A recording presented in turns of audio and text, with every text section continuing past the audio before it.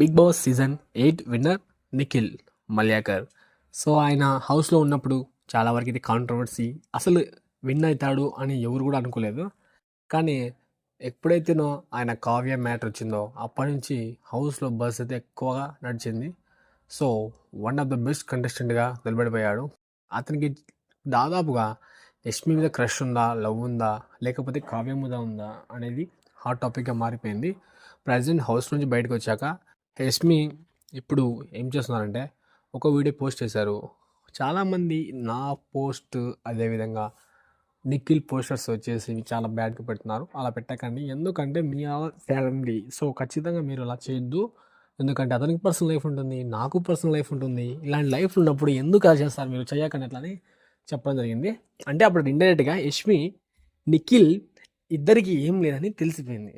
కాబట్టి ఇక్కడ కావ్య మీద నిఖిల్కి 100% లవ్ ఉన్నట్టే. బట్ కానీ ఏదో సంథింగ్ రీజన్స్ వల్ల వాళ్ళు విడిపోయారు. కానీ సో యష్మిపై ఇక నిఖిల్కి ఎటువంటి హోప్స్ లేవు, ఇంట్రెస్ట్ లేదు.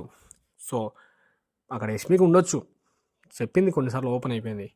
బట్ కానీ నిఖిల్ ఇప్పటికీ కూడా కావ్యాన్ని లవ్ చేస్తున్నాడు.